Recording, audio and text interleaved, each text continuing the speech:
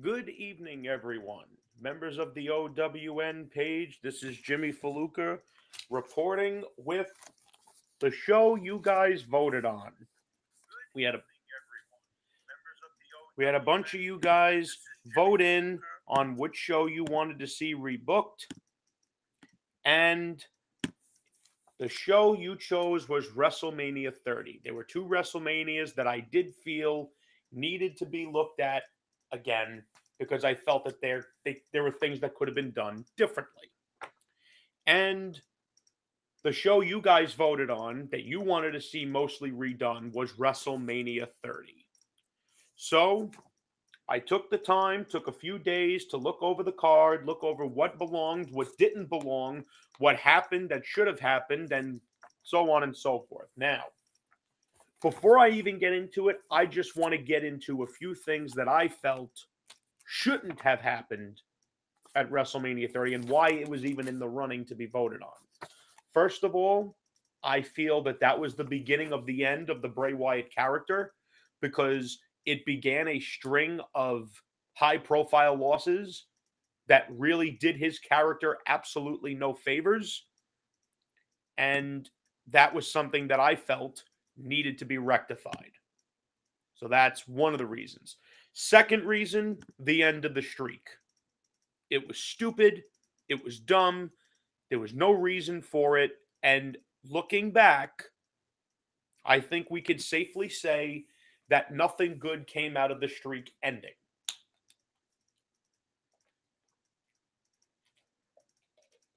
Those are two things that just off the top of my head that I could think of that I thought was wrong with that WrestleMania. I felt that the Shield was not utilized in the way that they should have been. They were wasted on Kane and the New Age Outlaws, which is a poor utilization of the Shield. I mean, that's definitely one thing. I felt that Cody Rhodes and Goldust, they were starting something and then they went nowhere. But I think that's enough of the reasons. Now let's just get into the actual deal. Okay. The rebooking of this entire angle begins at TLC 2013. See, now, I would have had Daniel Bryan, with the way they were doing the whole Wyatt thing, I would have had him join them by TLC. After Survivor Series, him and Punk try to fight them off. After that, I would have had Bryan give in and join the Wyatts. And the first match you see at TLC, now I'm not going through the entire card, I'm just going into the things I would have changed. So I just want to make that clear. At TLC, the opening match would be the Wyatt family, Bray Wyatt, Daniel Bryan, Luke Harper, and Eric Rowan versus the team of CM Punk, The Big Show, and the Usos. And the Wyatts would win that match. Because one of the mistakes I feel they made when Daniel Bryan went into the Wyatt family, first of all, they should have never turned him heel to begin with. That was dumb because they were trying to kill his momentum. But I think done in the right way would have been even better. So I would have did that. I also would have done the Shield against Rey Mysterio, coming off the Survivor Series loss, Cody Rhodes, and Goldust. And the Shield would win that match due to a miscommunication between Cody and Goldust. You're starting to show that dissension. Then in the main event, it would be John Cena versus Randy Orton for the TLC, the title unification match between the World Heavyweight title and the WWE title. But at the very end, where it looks like Cena's about to beat Orton, after Orton takes like an AA through a table, Stephanie McMahon comes out and says that she's found someone that she knows the crowd wants to see in a title match, and she's adding him to the title match last minute, and it's Triple H. And Triple H becomes the WWE World Heavyweight Champion. Because Orton's down and out. They had to stop Cena, so they went with Triple H. The night after TLC, all four members of the Wyatts are entered into the Royal Rumble. Batista is announced for the Royal Rumble. Then a title match for Royal Rumble is announced. Triple H defending the title against John Cena against Randy Orton in a three-way dance, with the understanding that Triple H and Randy Orton are going to work together to try to get rid of John Cena. The Big Show versus Brock Lesnar program is started for the Royal Rumble. And the most important piece, The Undertaker is announced for the 2014 Hall of Fame. Should have been in a long time ago. And maybe this would have been the incentive for him to stay home and not come back. Fast forwarding, 2014 Royal Rumble. The New Age Outlaws defeat Cody Rhodes and Goldust for the tag team titles. And after the match, Cody Rhodes and Goldust are arguing with each other. So you're starting that program. Now it's clear as crystal that these two brothers are eventually going to fight. I would also have had Triple H retain the world title in the three-way dance, and he would have pinned Randy Orton. I would have had Big Show lose to Brock Lesnar exactly as he did. Exactly as he did. Because that's exactly what needed to happen. Then in the Royal Rumble, where they really fucked up, and for those of you that are pissed off at the way the fans react to Roman Reigns and how they shit on the Royal Rumbles and all that, well, there's a simple way to fix that. You give your audience what they want. You give them no reason to act that way. So in the 2014 Royal Rumble, what I would have did was this. The final four of that Royal Rumble would have been Batista, Roman Reigns, Bray Wyatt, and Daniel Bryan. And how it would have worked is Bray and Daniel Bryan would work together, but Batista and Roman Reigns don't really know each other, so they're not really working together that well.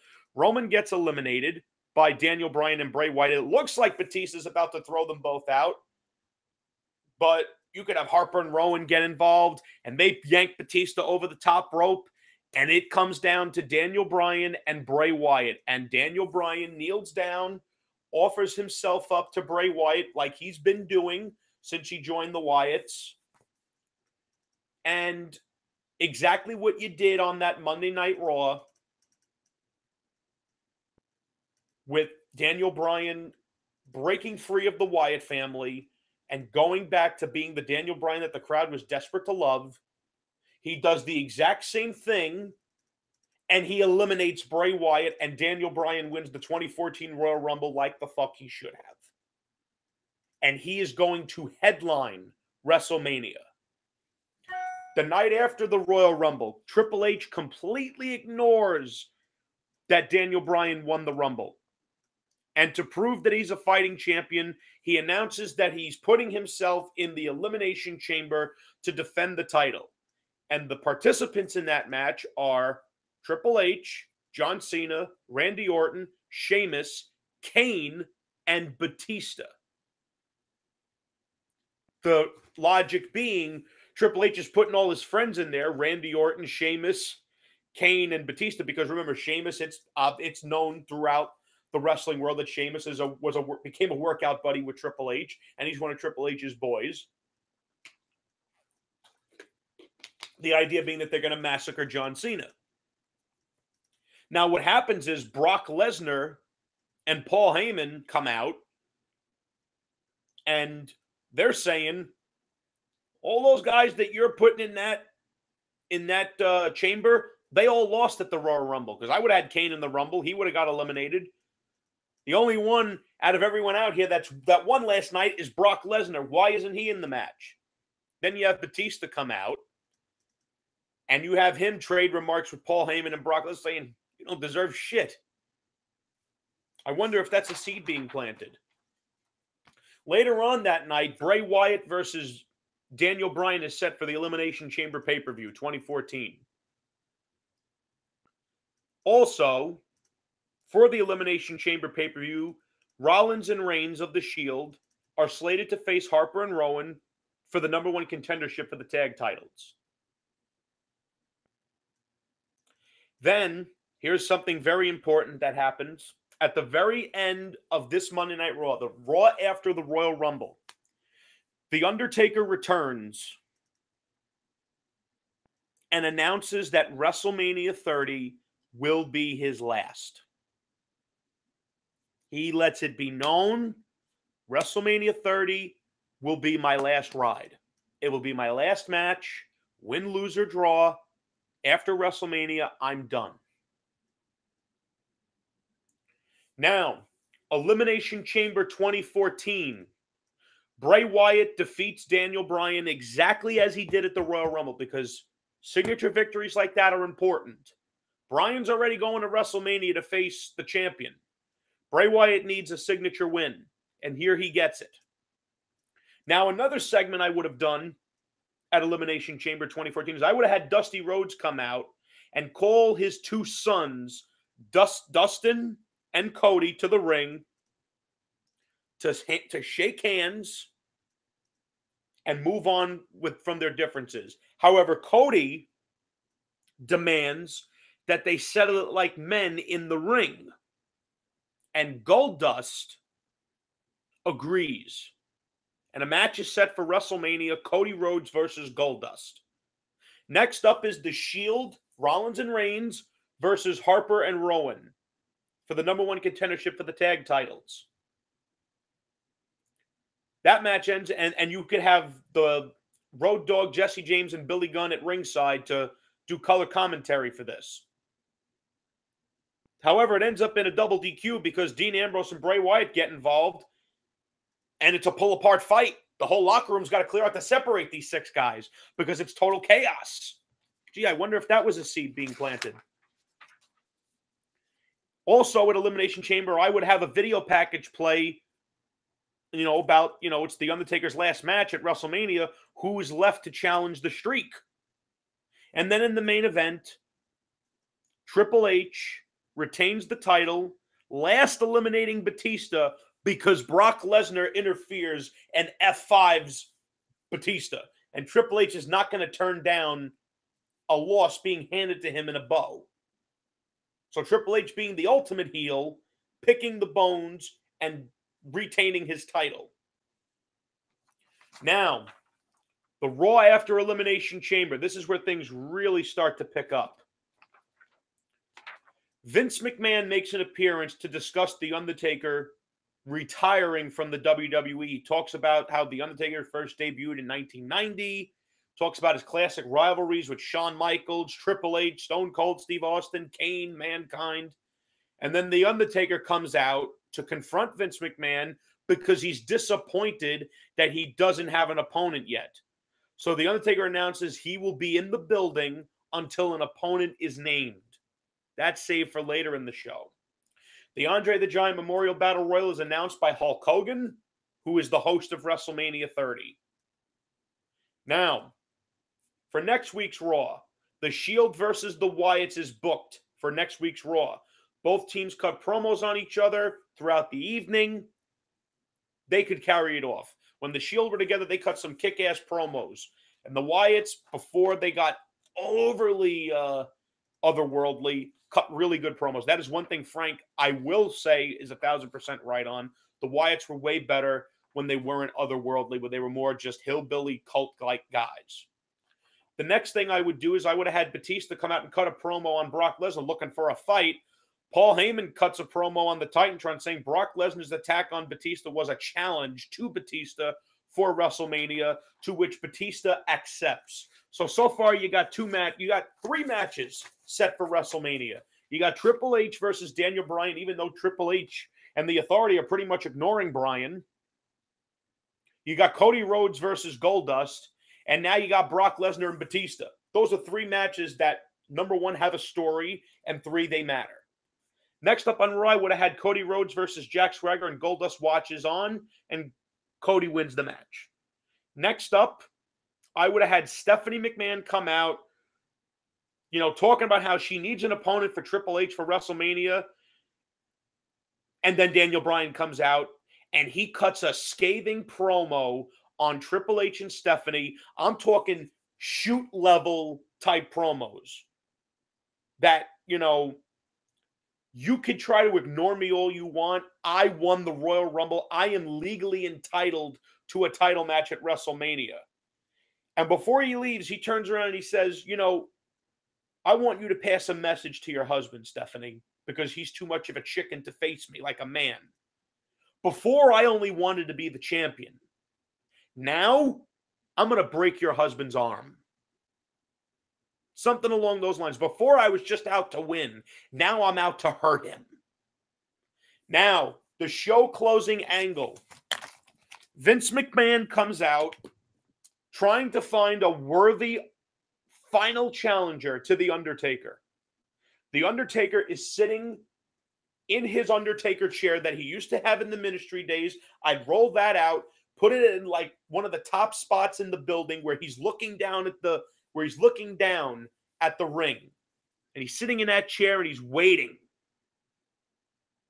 Randy Orton comes out demanding a shot at the streak because he says, last time we wrestled, I came this close and I got a feeling I could do it again. Then John Cena comes out and he says, Randy, you had your shot and you failed. I think I'd like a shot at the streak. And unfortunately, as much as I may not like John Cena, when the streak was alive, that was a match people did want to see. Although I think most would say they wouldn't have ended it. They would have still had Taker win. I think I'll win that argument. But then after John Cena and Randy Orton start going back and forth, Hellfire, here comes Kane, corporate Kane. And he comes out and he says, me and my brother have unfinished business. And if he's going to be retiring, I want one last shot at him. And he teases putting the mask on and sending his brother back down to hell where he belongs. Now what happens is all three guys start arguing with each other over who should challenge the streak. The lights go out. The music plays. Here comes Sting. How do you're probably thinking. Sting's been negotiating with WWE for years. Every year he's had at least one conversation with Vince. If I'm going into WrestleMania 30 and I know it's The Undertaker's last match, I'm going to give Steve Borden anything he damn well pleases.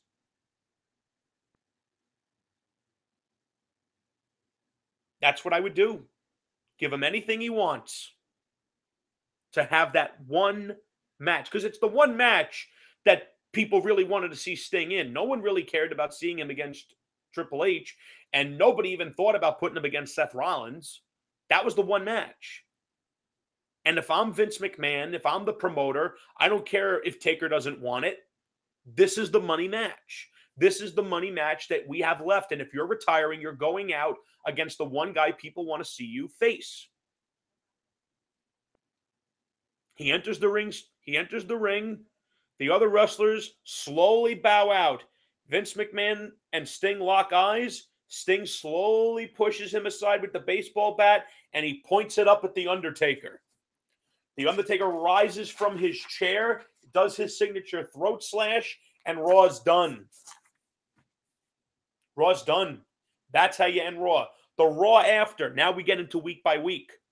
The Raw after, Daniel Bryan comes out and talks about how the fans never stop believing in him and that it's what drives him to keep going. And then he replays what happened last week between him and Stephanie on the Titantron, and he talks about how good it felt to finally give that stuck-up little rich girl exactly what she deserved, which was a verbal spanking. And then Triple H finally not only acknowledges Daniel Bryan, but beats the ever-loving fuck out of him. Hits him over the head with a sledgehammer and pedigrees him through the announcer's table. And Bryan's written off for next week's Raw. Next, we announce, and I know Durst will probably dig this, we announce a Miz TV segment for the week after, featuring three legends, three Hall of Famers, mind you. Mick Foley, Ric Flair, and Hulk Hogan. We don't know what it's for. All we know is that it's going to take place.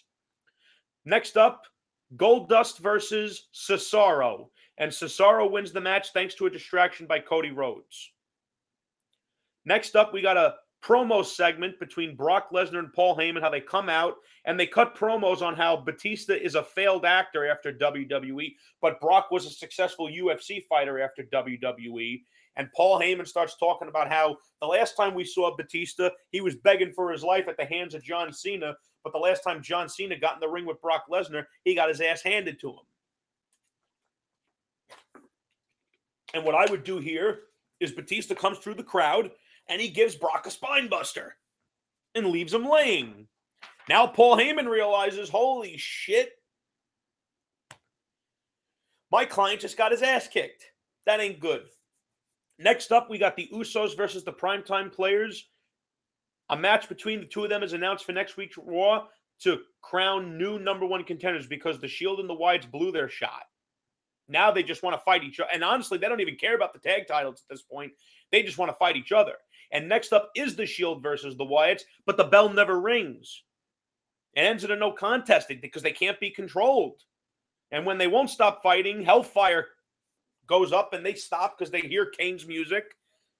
And then Kane announces, all right, since you two teams want to fight each other so badly and you don't want to be controlled, I have the perfect solution. And Triple H and Stephanie have already given me the go-ahead to say this.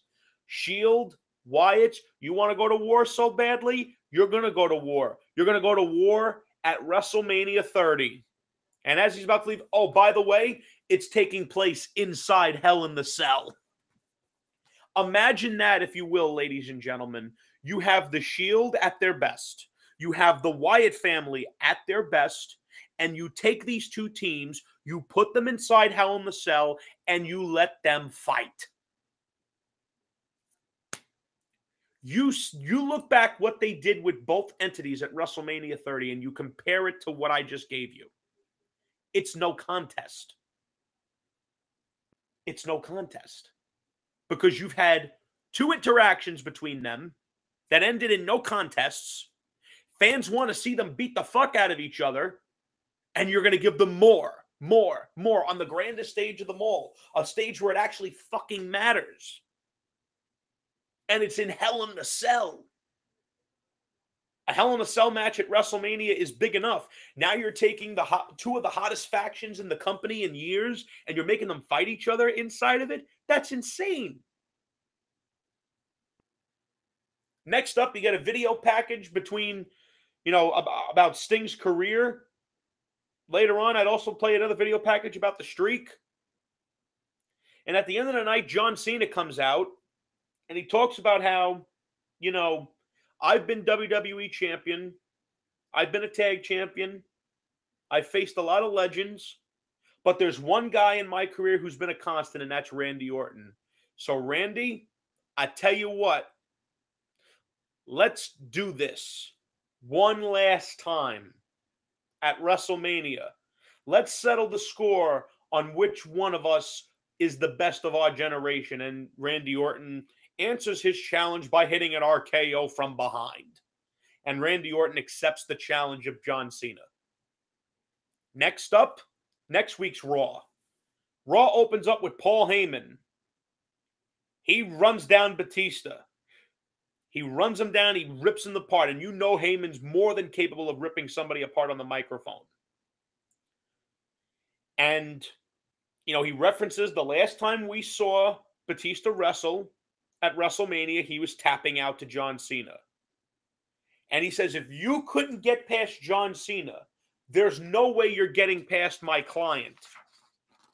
Batista comes out to confront Paul Heyman. Paul Heyman stays in the ring. Because Paul Heyman's a distraction. Because when Batista least expects it, he turns around, F5. Over. And Batista's out. And after that F5, I'd have Paul Heyman get on his hands and knees, get right in Batista's face, say, just like that, it's over. You're done. After that, I'd have a promo segment between Cody Rhodes and Goldust. And it looks like they're about to really go to blows because they've had about enough of each other. And then here comes Dusty again. We haven't seen Dusty since Elimination Chamber. And he turns around and he says, you want to know something? I know that this ain't going to be pretty, but I'm not going to let any referee back there get in the middle of you two. You're my responsibility. You're my sons. So I have been given the honor and the privilege to referee this match between you two at WrestleMania. And what I say is going to go. You're my sons. I'm your daddy. What I say goes, and you're going to behave like men in this ring. Otherwise, you'll answer to me. Dusty's the special guest referee for the match with his sons. I would have had another match with, I'd have a match between Cesaro and Dolph Ziggler set for the week after, because they're both in the Andre the Giant Memorial Battle Royal, as are a bunch of other guys. The Shield come out to cut a promo on the Wyatt family. They all say their piece, and then the Wyatts appear on the Titantron in another location, in the ring, surrounded by the Hell in a Cell cage. And you have Luke Harper say that line that he used for their match at Elimination Chamber. You three boys picked a beautiful hill to die on. You tell me that ain't sick, considering that it's inside Hell in the Cell. Next up, the Miz TV segment featuring Mick Foley. Oh my God, I just lost myself there. Give me a second, guys. Give me a second. Between Mick Foley, Ric Flair, and Hulk Hogan. Now, The Miz announces that the reason that this Miz TV segment was called, and all the legends are aware, is to talk about the Undertaker versus Sting match. Mick Foley, Ric Flair starts off with, I've wrestled the Undertaker, and he's a bad, bad man. I'm one of his victims at WrestleMania, so I can speak to it. But I've been in the ring with Sting at his best. I've lost the world title to Sting when I was at my best. Sting's got heart and spirit like nobody else. So I don't know how the Undertaker is going to deal with somebody that has the heart and the spirit of Sting. Then Mick Foley jumps in and says, listen, Sting put me on the map. When I showed up in WCW as Cactus Jack, Sting put me on the map. And he and I have had wars that many still talk about. However, nobody has ever hurt me the way The Undertaker has hurt me. Because The Undertaker is willing to go farther than anybody.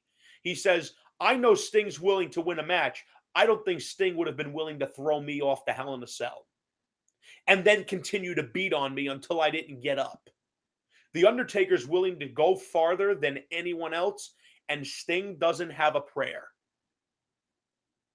With all due respect to Sting, he is not The Undertaker.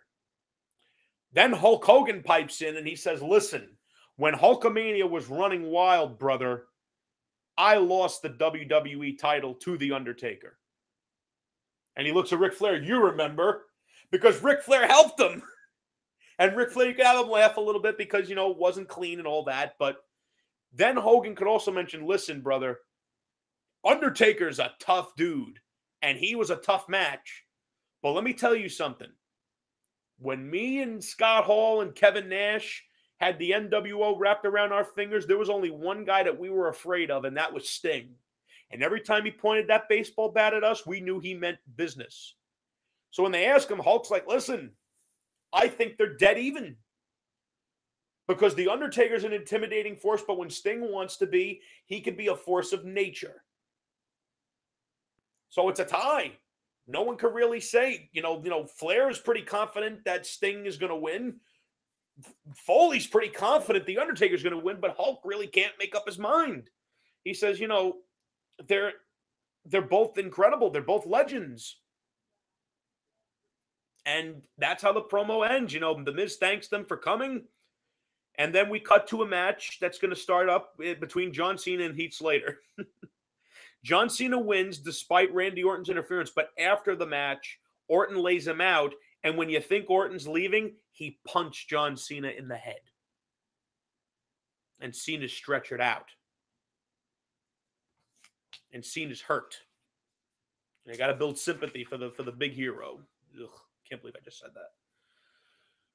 Next, the Usos cut a promo on a beach at night, sending a message to the New Age Outlaws while they're in the ring cutting a promo to let them know that at WrestleMania they're going to march into that building with their Samoan pride and they're going to destroy the New Age Outlaws to become the tag team champions. Have them on the beach with like a bonfire with their Samoan war paint. Really play off the Samoan heritage. Because at that time, the Usos were really over and they were really doing good, much like they are now. Next, you announce a match next week on Raw between Bray Wyatt and Dean Ambrose for the U.S. title. We'll get to that. The main event is Triple H versus Rey Mysterio. That's a special match that you have at the end of the night. Triple H wins, but after the match, he pedigrees Rey Mysterio on the stage to send a message to Daniel Bryan, who's sitting at home convalescing his injuries. Now we get to the final Raw before WrestleMania. Here we go, guys. Let's finish this. Sting comes out on Raw for only the second time, and he comes out, he talks about his career, he talks about how he always wanted to be here in the WWE for this one match and for this one chance to end the comparisons and the speculation. Sting says that he vows to look death right in the eye and strike down the streak. The Undertaker then comes out and he stands next to Sting and he points to the Titantron and they go through the victims of the streak. And then he tells him, Sting, when I beat my opponents, I take something with me. More than just the win, I take their soul. And Sting's smiling at him. So the Undertaker says, if you're serious about this being the only reason you came here, then much like me, when WrestleMania is over, not only should I be finished, but so should you. Sting smiles and he nods, and it is made clear as crystal that WrestleMania 30 is the last time you're ever going to see Sting. It's the last time you're ever going to see The Undertaker, because both guys are going home and only one man can win. It's that simple. Does The Undertaker's career end with him on his back, or does he go out a winner? And this is it. That's it. For both guys. Next up, we got Batista versus Alberto Del Rio in an exhibition match. Batista wins. He hits a Batista bomb, but then he picks up Del Rio and he gives him another one for good measure. After the match, Brock Lesnar and Paul Heyman come out. On the entrance ramp, Batista goes ballistic. He goes after Brock. They're trading fists on the stage. Brock then tries to pick him up for an F5. Batista slips out and spears him through one of the pieces of the entrance. And both guys got to be held at bay because they're still kicking at each other after they come to. Because WrestleMania, they're ending this. Then you see Rey Mysterio backstage knocking on Triple H's office. He wants a rematch. And Stephanie McMahon's like, what do you want? And he turns out, did you see what your husband did to me last week? He has no respect for the title that he holds, and he has no respect for me. Well, I got news for you. If he's going to be that way, he's going to fight me again. And if he's man enough, he'll come out there and he'll fight like a man. Stephanie, on behalf of her husband, accepts. So Rey Mysterio versus Triple H in a rematch is set up. The Usos come out for a rematch with the Primetime Players, because the Primetime Players are really sore on the fact that they lost and they're not getting the title shot. So they figured at the very least they could kick the Usos' ass. But as the Usos are coming out, the New Age Outlaws attack them. They beat the fuck out of them at ringside. And before they leave, Billy Gunn and Road Dogg simultaneously crack the Usos over the head with a coconut, just to add insult to injury. Next up, Randy Orton versus Cesaro. And Cesaro pins Randy Orton with the neutralizer after being distracted by John Cena, who attitude adjusts Jack Swagger through the announcer's table. Now, you're also going to play off the fact that Cesaro really didn't give a shit that Jack Swagger got the attitude adjustment. He was looking for the win. Now, Randy Orton just lost the match. Now, John Cena's beating the fuck out of him. And the referees got to restrain John Cena because he's looking to hurt him. And Cena's got, like, you could have where he has a bandage or something on his head. He's got to sell the injury. Orton punches him in the head once, and Cena's kind of wobbly because Cena's got to sell the fact that he got punted in the head last week. He really shouldn't be out there. He's not even cleared to be out there. He may not even make it to WrestleMania. Shit like that. Next up, we got Cody Rhodes, who confronts Dusty about wanting to be the special referee. And he says, during this promo, Cody's really healing it up. And he turns around and he says, Dad, you better call this match down the middle. And don't pick favorites or favor your son Dustin because you feel sorry for him that you weren't a good father. But then Goldust, being the professional that he is, cuts an old school Goldust type promo on the Titantron.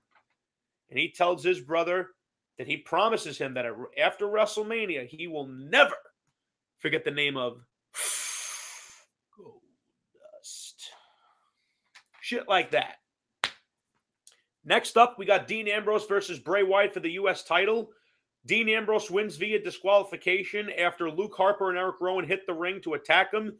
The Shield and the Wyatts start duking it out until the lights go out and the Wyatts are gone.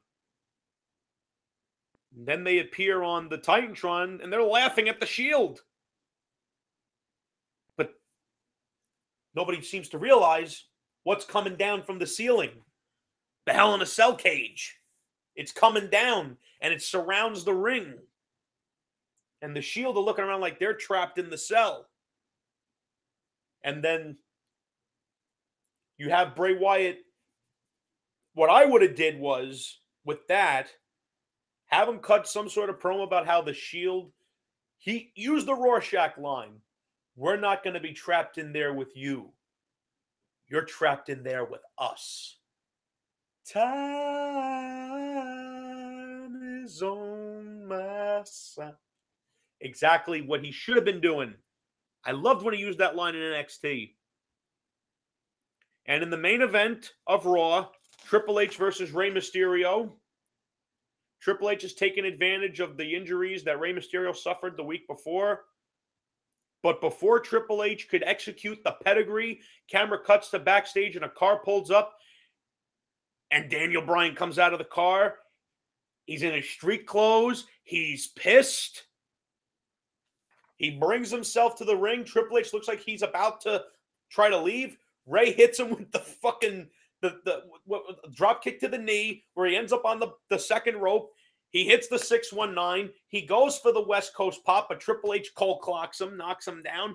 Here comes Bryan, and he's beating the ever-loving piss out of Triple H. I'm talking he's abusing him. And then Stephanie and Kane try to come out there to run interference, but Bryan picks up a steel chair and he cracks Kane in the arm, right in the shoulder.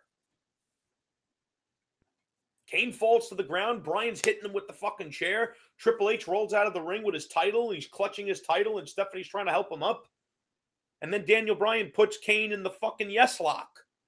But as he puts him in the yes lock, he's glaring at Triple H, and he won't let Kane go. He keeps him in that fucking hold.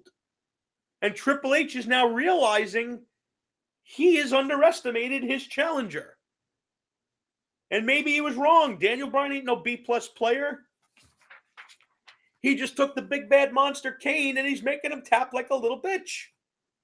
And now we get to the culmination of this wonderful story. In my mind, it's a wonderful story.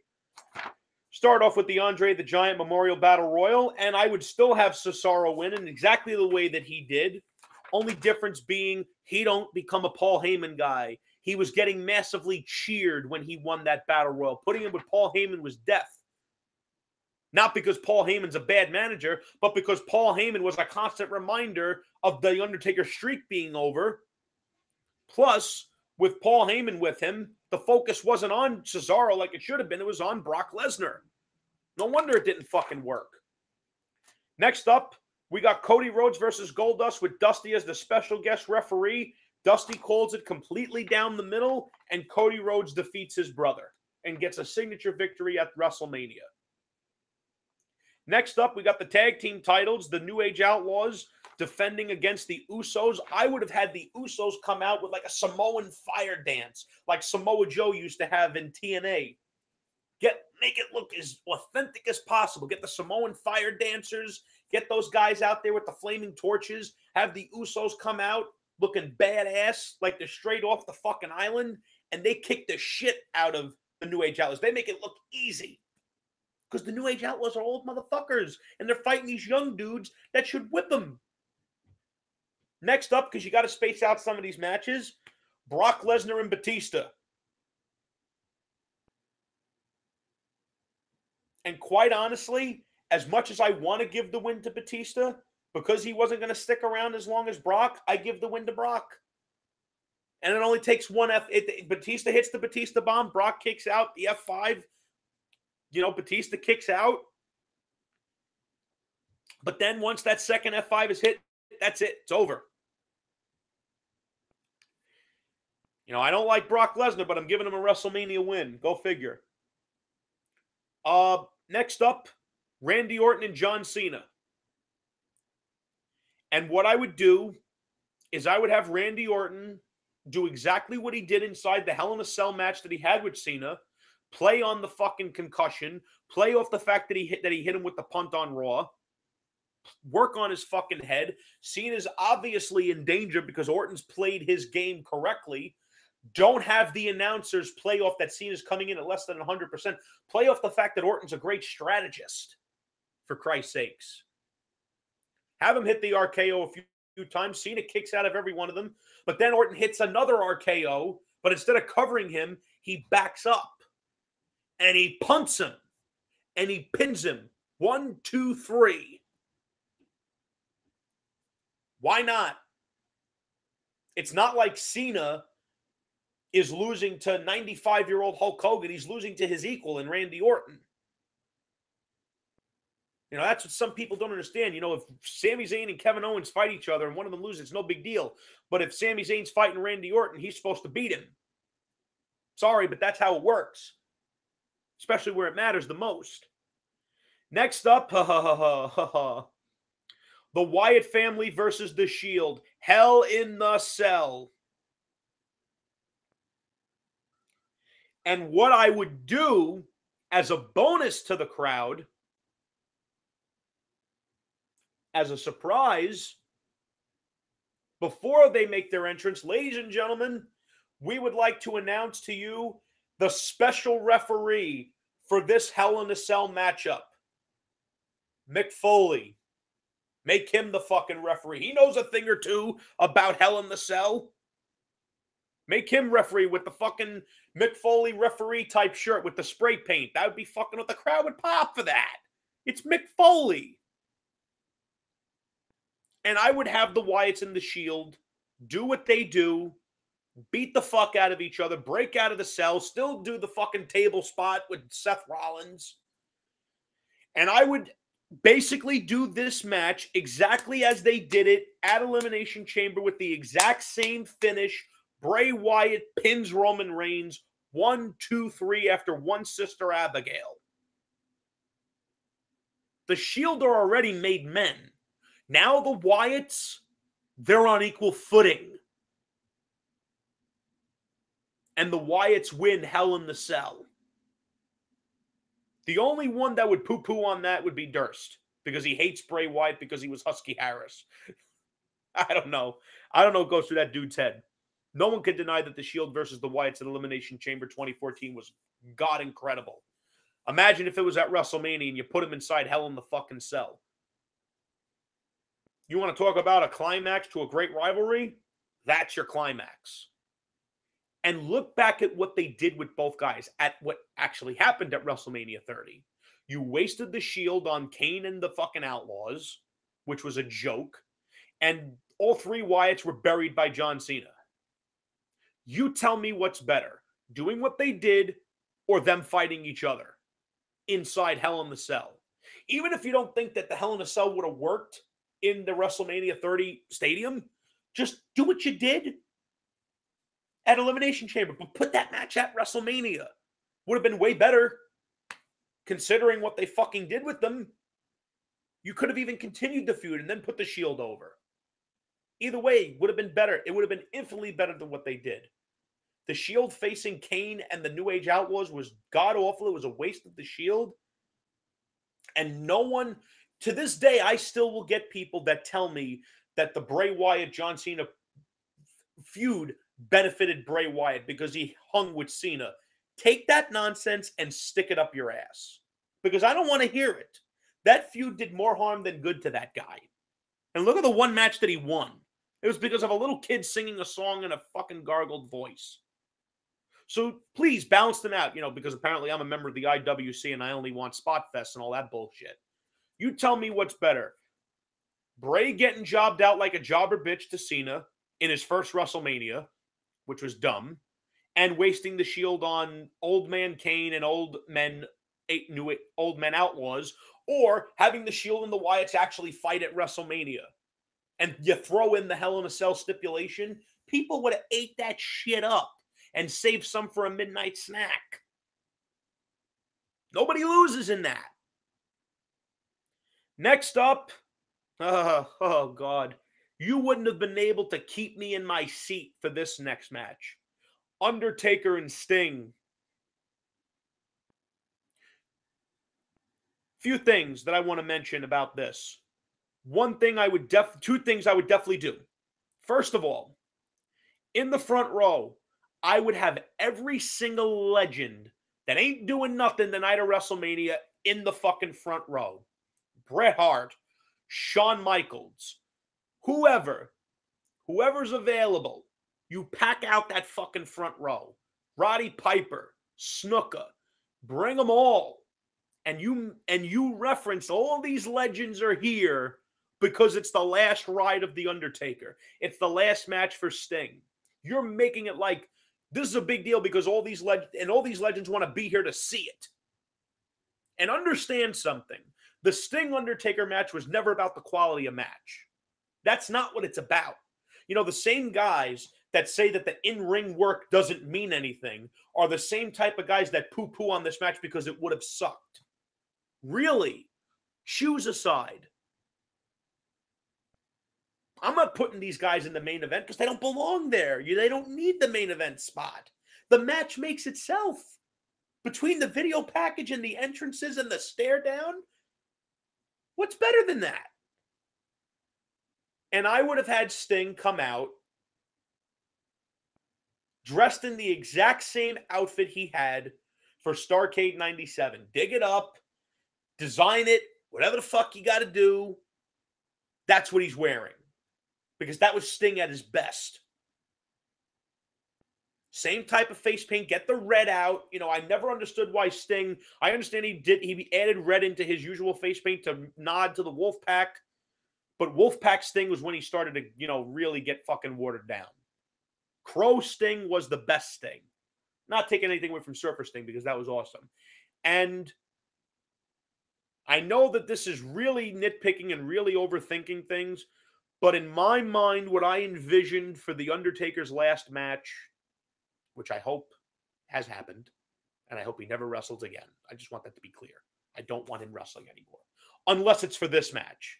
Then I got no problem with it. No rematches with fuckboy Buckethead. No more wrestling company golden boys to put them over. You did that enough, old man. What I envision in my head as I'm thinking of this, I would play the original Undertaker music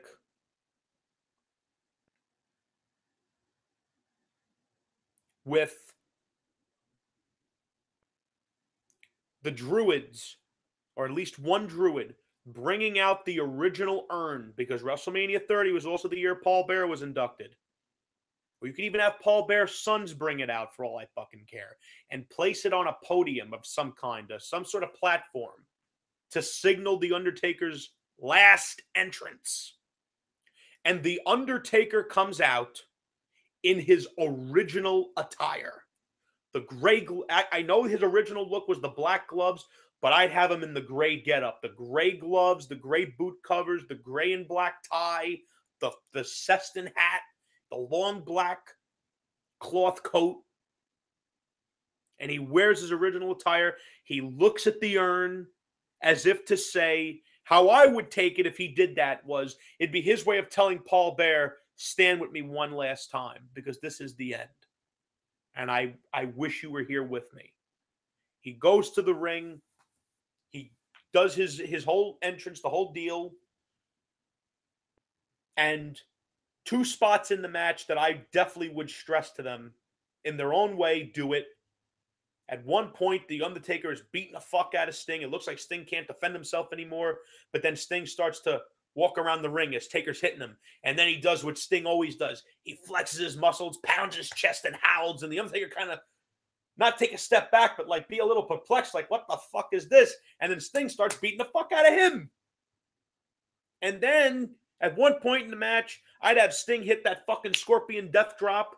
The Undertaker kicks out of it, and when Sting's trying to get himself to his feet, Taker sits up, and Sting looks at him like, wow, this is incredible. And yes, the streak would stay alive. He'd go 22-0. He would defeat Sting. They'd help they'd use each other to get up, because they both would probably be fucking exhausted. I'd have them shake hands. You have all the legends get up and clap. I don't care if the match sucks or not. I really don't care. It's the last match of both guys. The legends get up. They give them a standing ovation, which I have no doubt the crowd would have too, because if they know this is the end, they're getting up whether the match sucks or not. Got news for you. They exit the ring together, and they leave. You tell me what would have been better. The Undertaker losing in a shitty match with a shitty build-up to Brock Lesnar, or fighting Sting.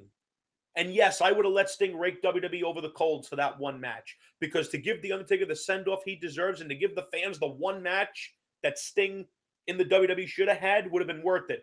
And if, let's say, for some fucking reason, we couldn't get Sting, I would have did Undertaker Kane one last time. I would have done The Undertaker and Kane one last time. I would have had Kane wear his original attire, maybe with an altered mask or whatever, and Taker would still win, and that would be it. So if you couldn't get Sting, throw Kane in there. One last time, Undertaker and Kane. But I would have given Sting anything he wanted to sign with the WWE for that one match. Put ego aside that he didn't sign for you for WrestleMania 27, and that's my biggest issue with the E. They put ego before what is right for business. And no one's going to tell me that Sting versus Triple H was better for business than what Taker and Sting would have been. Again, that match is not about quality.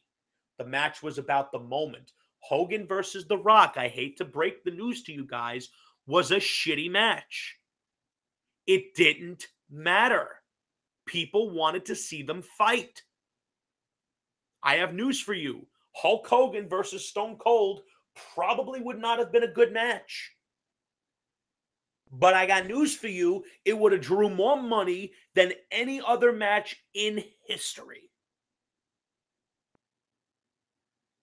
It just would have. Because it was the two biggest stars in the history of the industry. It's that simple. Next up, I would have still did the Vicky Guerrero Divas title invitational. Same way they did it. Would have had AJ win. Luckily, in this situation, the crowd wouldn't be dead with their fucking soul sucked out of them, seeing The Undertaker lose, which I felt terrible for those women, because there was no way that they'd be able to do anything of note that could have even touched what happened in that building in New Orleans. They wouldn't have had to. And AJ would have retained her title. And in the main event, it would have been exactly what it should have been. And I don't give a shit what anyone says, all these fucking haters when it comes to Triple H. He's one of the best bad guys in the business, because guess what? Some of you hate him so badly. Frank in particular, and I love Frank to death as much as he pisses me off. You hate Triple H so badly that you poo-poo on NXT because he's in charge of it. Cry me a fucking river all the times that he beat your favorites. I don't give a shit. You poo-poo on NXT and the talent in there and the talent that's come from there because you don't want to give Triple H any credit for having the brains and the balls to sign guys that Vince wouldn't have had the sense to sign. I'm sorry. Triple H is better suited for that spot than Vince is. Because I guarantee you, Triple H would have turned Roman a long time ago. And that interview that he said, oh, maybe isn't Roman already a heel? He's not going to go against his father-in-law in public. Get a clue. None of us would. And based on what I've heard, he's not really a big fan of Roman Reigns. He did the favor at 32 because of his father-in-law. Because he was trying to help him out. And it failed miserably. But that's a common that's a common trend these days with WrestleMania main events and company Golden Boys. And in the main event, I would have did the Royal Rumble winner as he should have been. I don't care what plans they made with Batista. You had someone that the crowd was desperate to love, and you poo-pooed it.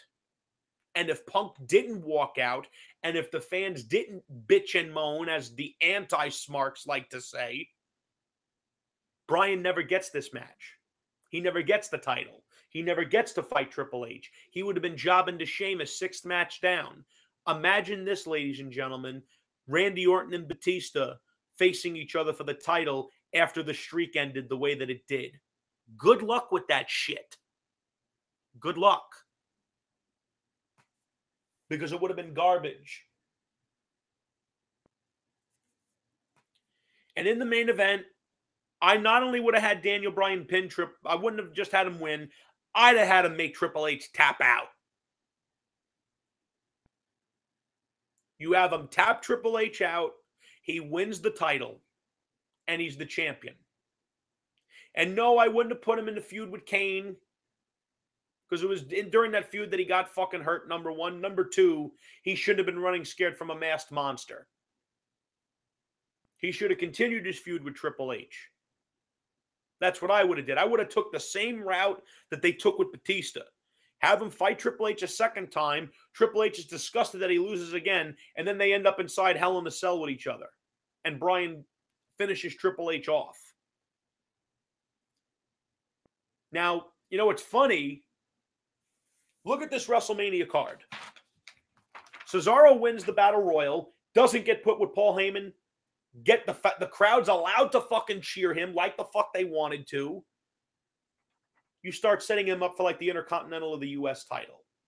Cody Rhodes and Goldust actually get a match at WrestleMania with each other with their father in the ring. That would have been a big moment for that family. And Cody gets a signature victory at WrestleMania. Doesn't look like a fucking moron. Much as I think he is a moron right now for some of the stupid shit that he says. The Usos get to win the tag titles at WrestleMania. Signature victories at Big Four pay-per-views involving titles is a big deal. Don't care what anyone says. Would have been a big deal for the Usos. Brock and Batista, that's a fucking two big fucking behemoths killing each other. Who really loses in that match? Nobody. Same thing with Orton and Cena. That's why I feel that they were, in this show, they would have been so much better suited fighting each other. Because guess what? They're fighting each other. Neither one of them loses stock by losing to the other. And no young guys getting buried alive by losing to one of them because they're members of the fucking Breakfast Club. You know, what me and Steve and Mike and Nick and Rob and Steve get labeled. We're labeled the Breakfast Club. Meanwhile, we don't have shit handed to us. There's a reason I call them the Breakfast Club, fellas, because they get shit handed to them whether they're good at their jobs or not. That's what the Breakfast Club is. When you get handed, when you're given a promotion, even though you suck at your job.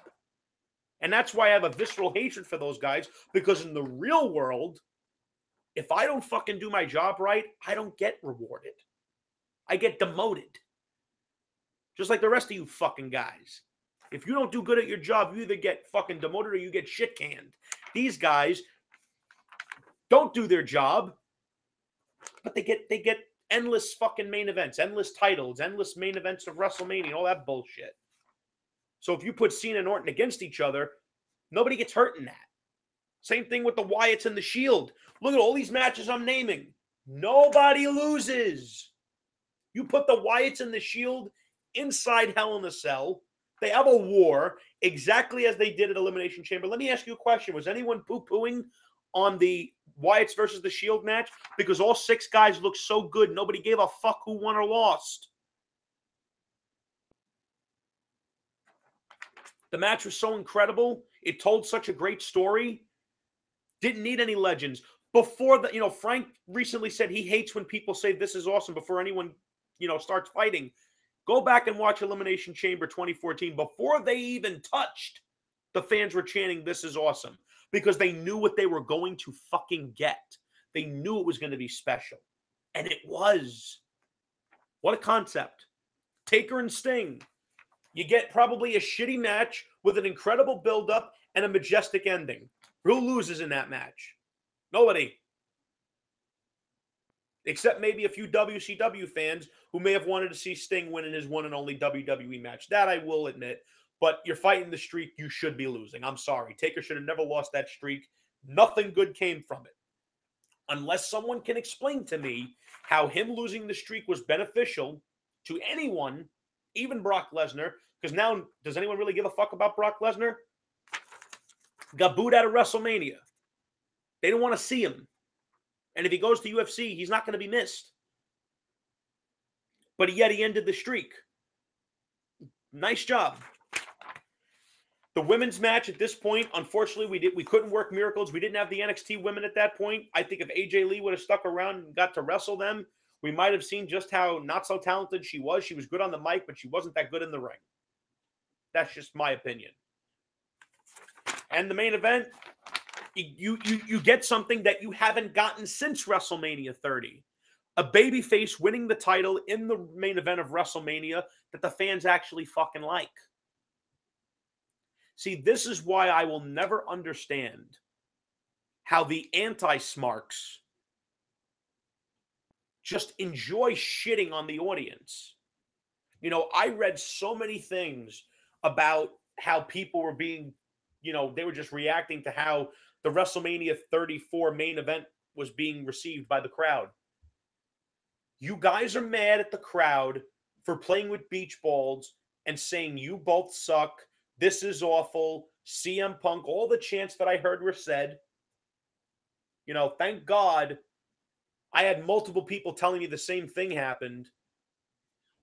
That tells me that it's fucking true. Random people I asked that I knew watched the show. Because that night, I was with my friends playing Diablo 3. All of you should get that game. It's on the PS4. Although I've heard Diablo 2 was better. That's from my friend Larry. You guys should check that out. I'll have to check the game out myself to see if he's right. But I was told that's how the match was being received. Do you want to know why it was being received that way? Because nobody wanted to fucking see it. Why wasn't anyone playing with beach balls during Daniel Bryan's match against Triple H at WrestleMania 30? Why was no one, chanting for CM Punk when Daniel Bryan was winning the title? Because you had a villain that people wanted to see get their ass kicked, and you had a hero that the fans wanted to see win. What a fucking concept.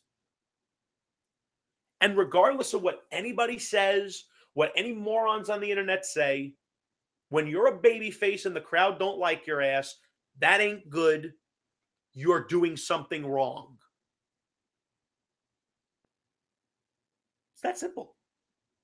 Pro wrestling should not be difficult to comprehend. The problem is a lot of the anti-smarks, because they want to kiss the WWE's ass, and they think that by kissing their ass that they'll be liked and respected more and maybe get a job one day because they can't actually get a real fucking job, that they'll be better off. Ding dong, dumb dicks. Kissing their ass doesn't do anything. It only adds to the stupidity of the company. Because they've actually convinced themselves over the last 10 years that they're in the reaction business. If they were in the reaction business, their viewership would be going up. It has gone down steadily in the last decade plus. Their overall bottom line would have gone up, but it's gone down over the last decade plus. And you know why? Because things like what I just read to you, this story that I just gave you, doesn't happen. Every year at WrestleMania lately, it's Vince putting his hand-chosen guy in the main event to knock down whatever he wants knocked down. Last year was The Undertaker. The year before it was Triple H. The year before it was supposed to be Brock Lesnar.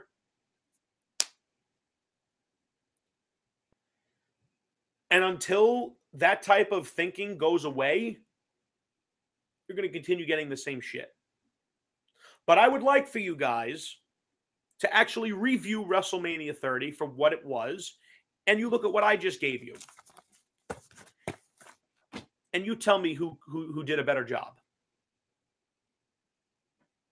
You tell me what matches made sense. You tell me what finishes made sense.